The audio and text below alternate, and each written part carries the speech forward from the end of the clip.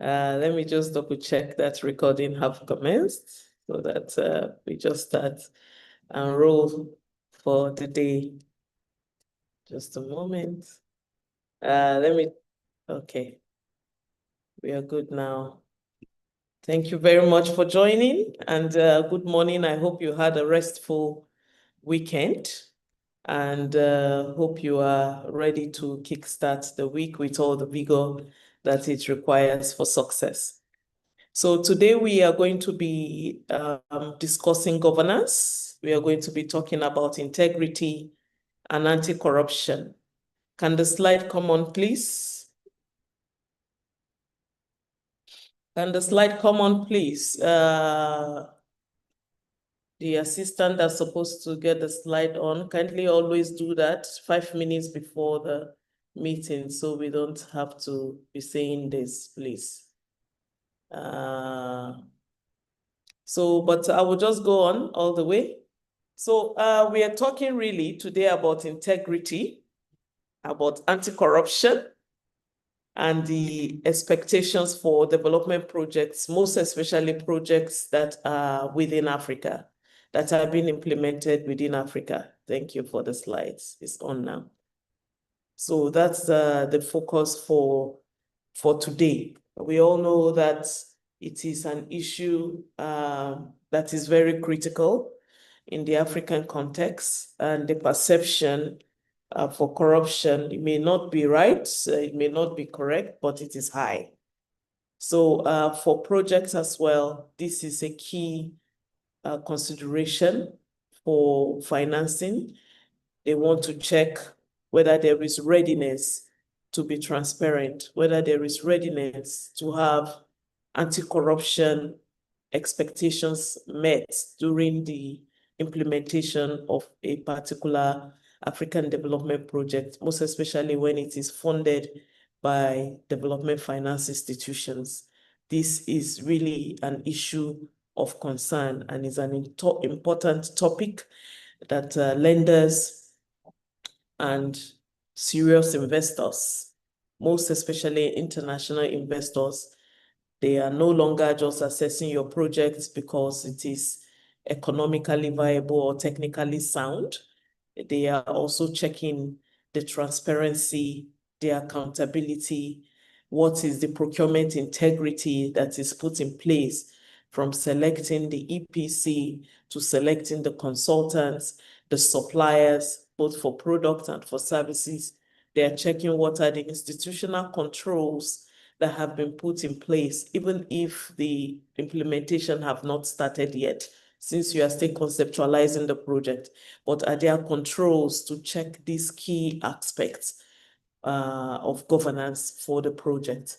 So today's session is designed to provide a practical insight that we need to have those governance structures directly put in place for the project, and also to ensure that there is confidence that those structures put in place are going to be implemented. Generally, you would see that people have documentation. It's very easy to have documentation. What is difficult to establish is the governance, is the implementation of those documents that have been developed. If you have a policy of whistleblowing, is there a mechanism within the institution that ensures that there is actually whistleblowing, that people know about the policy, that people are sure and confident about the implementation of the policy, or is just a document on the shelf? So over the next 50 minutes, we will discuss why governance matters in project financing, what the financial institutions assess really, what are the common governance weaknesses that are affecting most especially African projects, and how your organization, our organizations, projects that we manage collectively in Africa can improve, how they can improve the governance readiness structure of the system.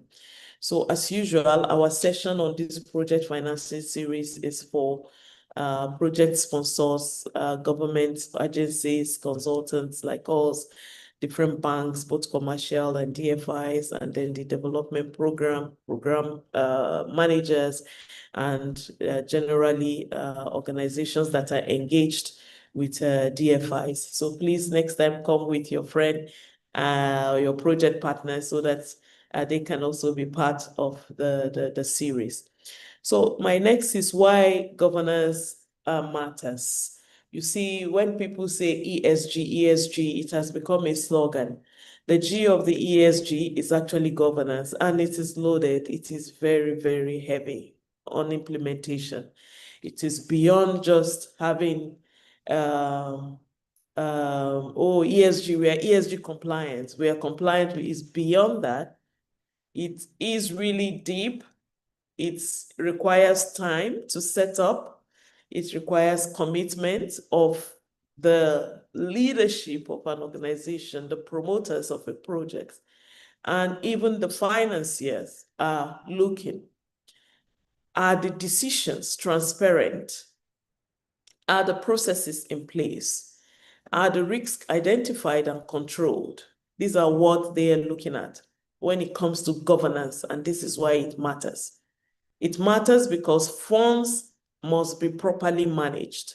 It matters because accountability systems must be functional. And weak governance structure, when the governance is weak, it's in the overall, it increases financing risk. And the governance is not just on environment and not just on social, it's on every aspect, how the organization runs in its entirety. So when there is weak governance, it will raise concerns around corruption exposure. And when I say governance again, I don't mean documents, I mean systems in place, implemented, operational. When it is weak, when nobody is accounting or responsible for certain structural implementation of policies, then there is high risk of corruption. Then there is high risk of misuse of funds. There will be project instability in the long run because the system wouldn't run on its own.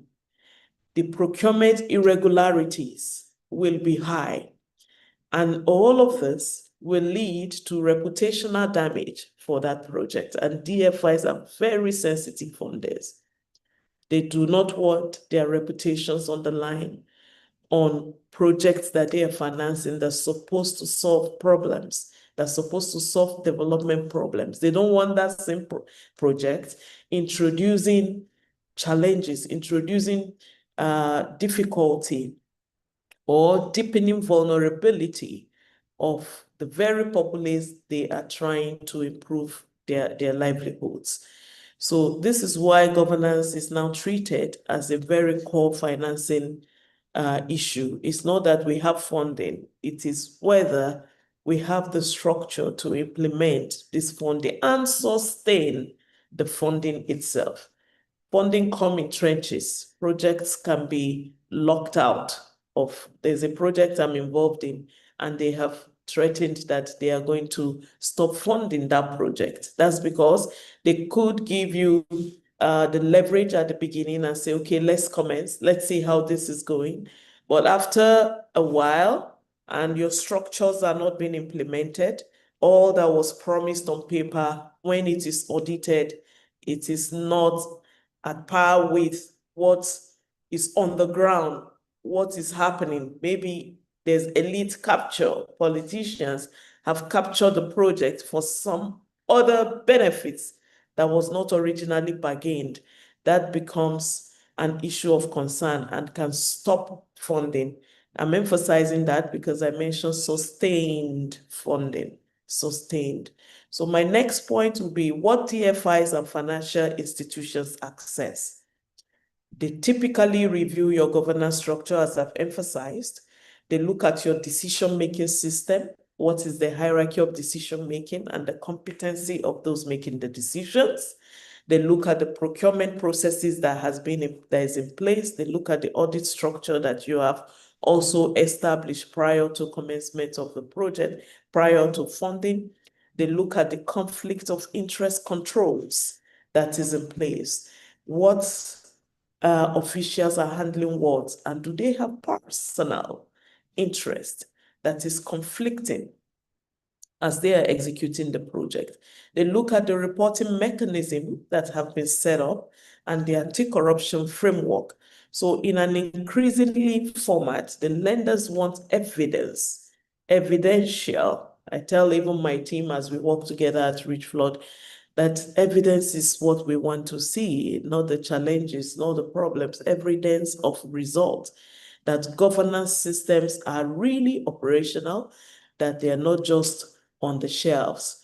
So my next point will be on the governance as a financing requirement.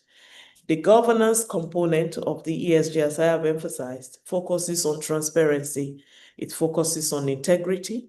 It focuses on ethics. It focuses on accountability and the controls that exist within the institution. And also, what is the management system that shows responsibility and that shows the parties that are responsible for actions? So in general, projects get weak or are perceived to have weak governance structure. And if this key assessments are reflecting as negative. And when projects with weak governance structure come up, that means they face delayed approvals. Approvals are delayed. There are so many I's to be dotted, or there's perception that this may be something in the future that would not go down well. And it may also face in-depth due diligence. That's instead of having a free flow of running your due diligence, it could be social due diligence, environmental due diligence, whatever due diligence it is, instead of having it smoothly executed, it will now have to be enhanced. They will now have to tighten. They will now have to underline many lines on your document. And also, if governance structures become weak, they may also face conditional financing. We are financing this project on social conditions, or it can even lead to a complete rejection. So this is really a particular importance within the African context that are seeking DFI participation in projects that we are executing. Next, I would like to talk about the common governance red flags. Weak procurement systems is a red flag. Yes, when you spot check and you see that the procurement systems does not follow, if it's a World Bank project, it does not follow the World Bank principles that have been laid out and the guidelines that have been laid out on procurement, that it is weak in implementation, not in documentation. That is a red flag. And also that, yes, oh, we actually do this, we actually execute, we actually, maybe implementation is there, but poor documentation is the issue. That is also a red flag. Everything must be documented, procedures must be documented, systems must be documented, SOPs must be documented, checklists must be documented. All that is needed within the structure to make sure the governance framework is superb must be documented, and then we follow up with implementation. Also, a red flag is weak contractor supervision. Nobody's supervising the contractor or the consultant. Nobody's checking if the deliverable they are coming on board with are in line with the guidelines or the principles, or they have zero governance respect. They just run contractors, not even you as a project proponent. Your subcontractors that are working down the line. It is a red flag if they do not also have the structure. That is why during the procurement systems, every institution I work with, I always say, procurement manager or procurement specialist, I need to see you. I need to see that your procurement process has X, Y, Z in place, being implemented during the process. the contractors, the consultants that you are bringing on board, how do you check their structures, not just document?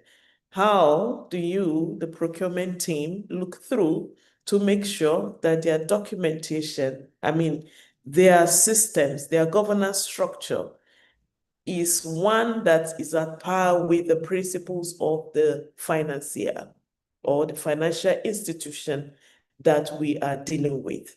Is it sync or they are operating on a different platform? In most cases, I must say that the DFIs on procurement rules, they like to also consider the national procurement standards as well. And they are not conflicting, actually, they are complementary. So we have seen where promoters of project will say, no, we use our national standards. And we say, yes, they're supposed to be complementary. They are not supposed to be at opposite direction. So these issues create uncertainty for lenders because they increase operational and reputational risk. Reputational risk really is of great concern for most lenders, most especially who are looking into development projects. It is a concerning factor in financing. So next we look at the anti-corruption expectations. Okay, sorry for that interruption. Next, we look at the anti-corruption expectations within project implementation. So the funding partners, the DFIs, I will be using more of DFIs. They are increasingly expecting that projects will demonstrate anti-corruption controls. There is corruption everywhere when it is not checked. It's not just in Africa. Anywhere corruption controls are not in place, we are humans, we naturally would tilt towards doing what could benefit ourselves. So as a project promoter or as a project proponent, it is our responsibility to include ethics and compliance policies, to include whistleblowing mechanisms, fraud prevention systems, transparent financial controls, and all of the internal accountability procedures that need to be in place to make sure that every layer, in fact, these documents are living documents.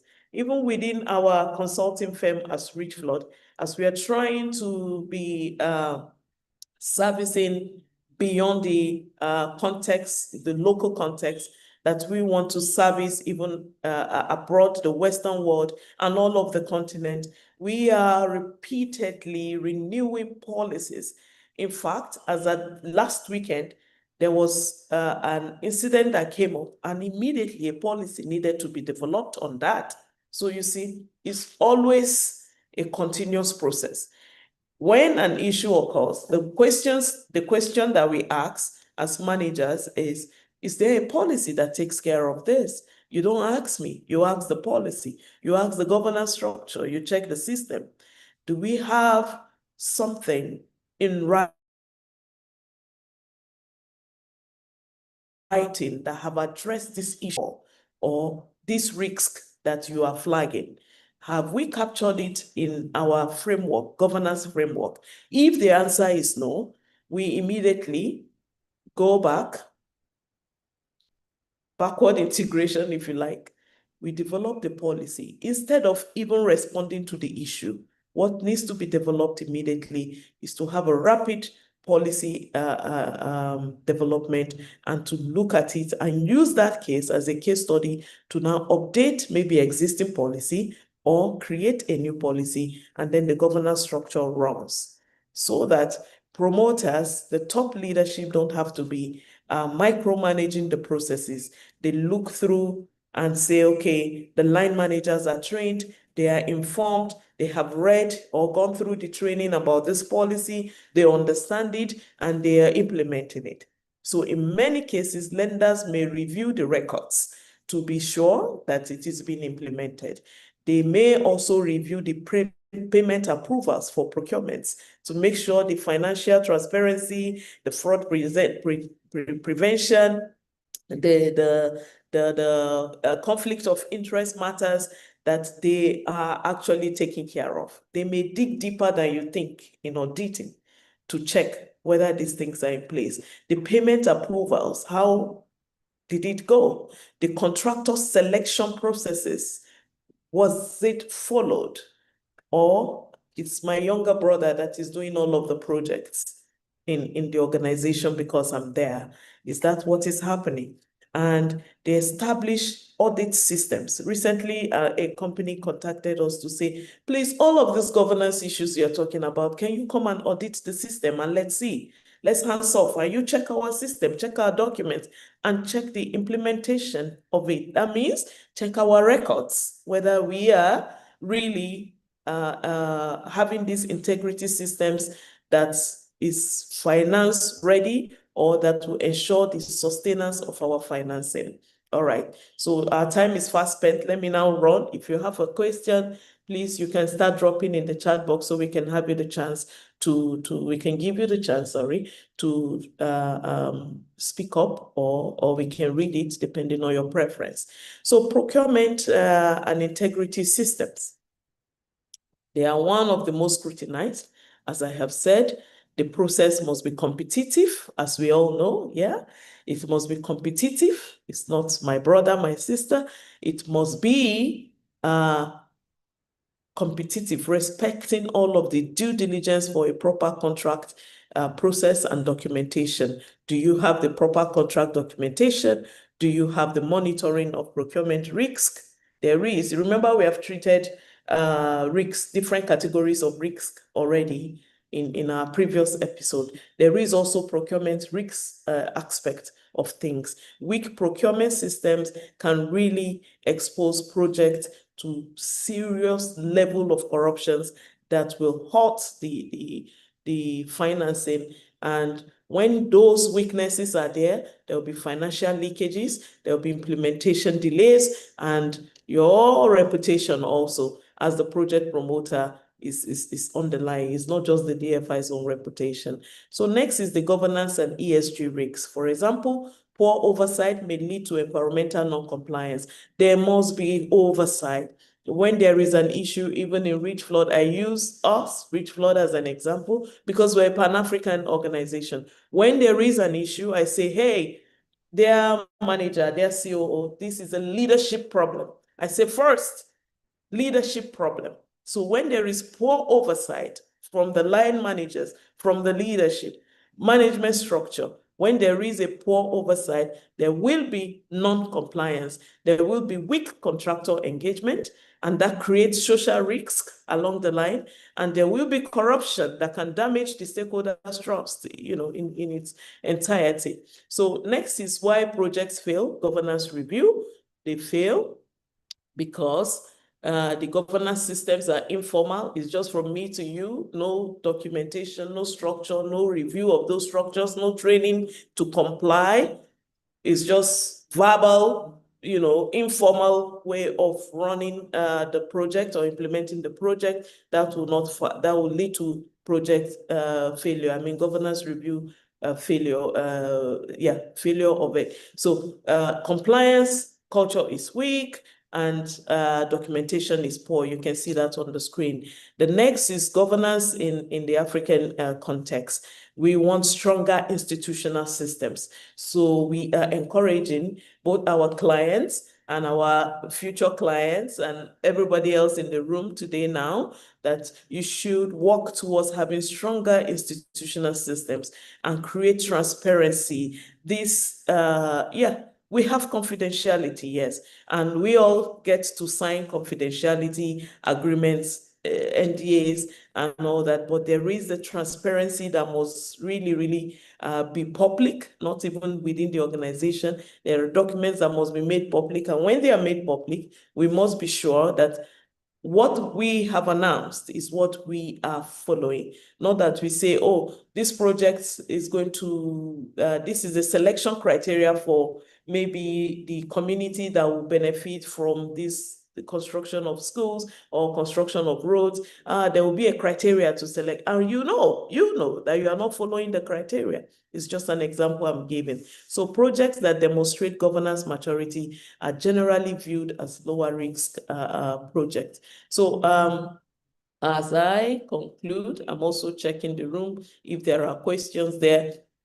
How do we improve governance? It's on the screen. We establish governance system. Okay, you have jumped to the role. I'm still in the. So we document approvals and processes. You implement the measures for anti-corruption and strengthen the accountability systems. So what is our role at Richflood or consultants? We strengthen governance structures, we improve the system for you, and we go through to make sure that the management, the risk is lower, and we enhance your document quality. Most importantly, not written here, we check implementation. I always ask that. Where is the implementation? Nice documents, by the way. Now I want to check implementation. Can you show me the record for the last procurement? If it takes you a long time, if it's on the spot audit and it takes a long time to retrieve and show, it means there's a problem. I tell my team, I say retrieval time, when it is high, it takes you 1 week to send a requested document during an audit. That means it is questionable. It may perhaps does not even exist, that you are trying to quickly bring up the document or produce the document, right? So we support you in this line, and we make sure that everything goes well on a project that we are part of. So you can always contact us, and checking questions. We have to give room for that. Pardon me, that's thank you, Ali Dekule. Yes, we always have this request for the slides. Thank you. So can you go to, yes. So we have this QR code because this course is free, it's a free course. So there is no staff assigned. I mean, there are limited hours that we have assigned staff to work on it. So when you have attended up to 5, I don't know the number now, maybe it's 3 or 4 or 5, you can check in the QR code there. Once you have attended up to a certain, we send you a certificate if you demand for it, and we also send you the slides because there's no registration, like I always say.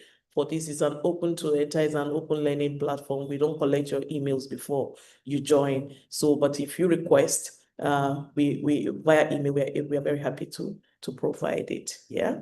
Thank you. Are there questions? Any question, please?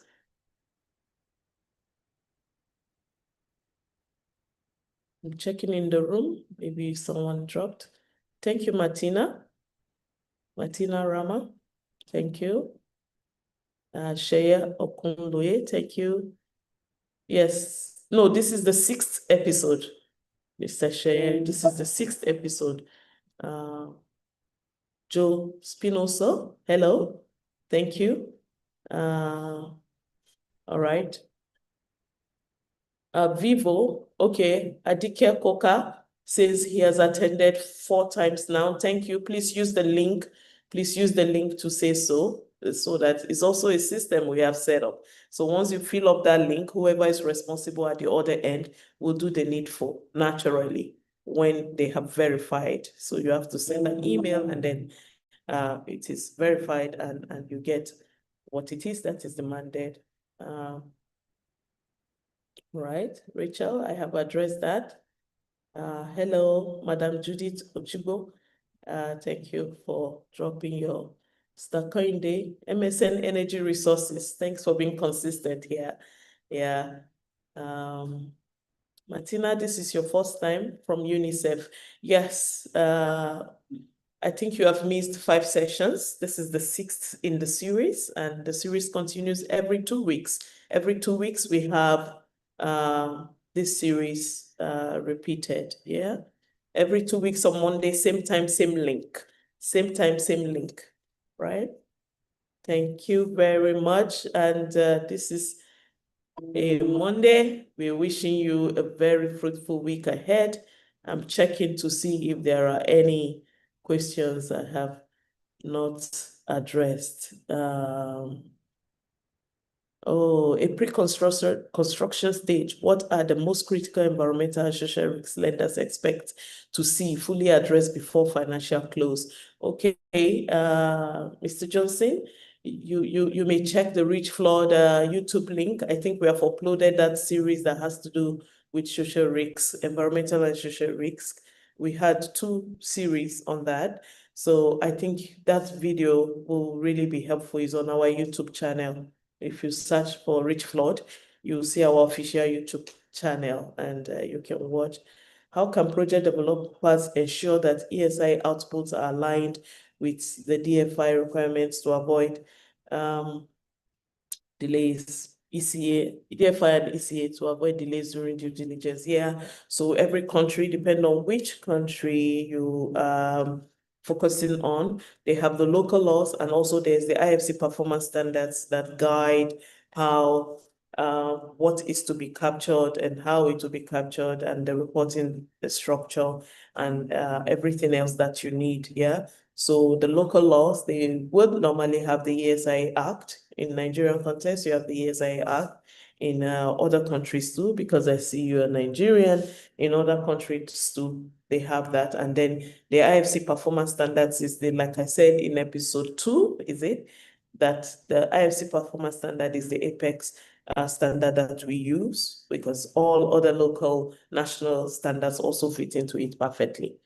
All right. Okay. If I have not taken your questions, you forgive me. We have to draw the curtain now. Thank you, Aisha. Thank you, Mr. Tony. Thank you for enjoying the presentation, Mr. David. Thank you. All right. Thank you so much. So instead of dropping your email address in the chat box, please use the link.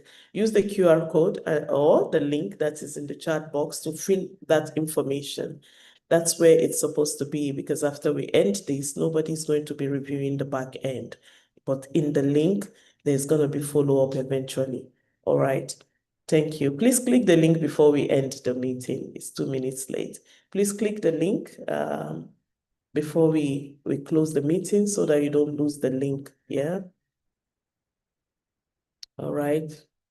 Can you drop the link, please? Okay, it's there now. The link is in the chat box, so you can click on it so that when we end the meeting, you will still have it. All right. You all have a very wonderful day, and see you in 2 weeks' time, same time. Bye-bye.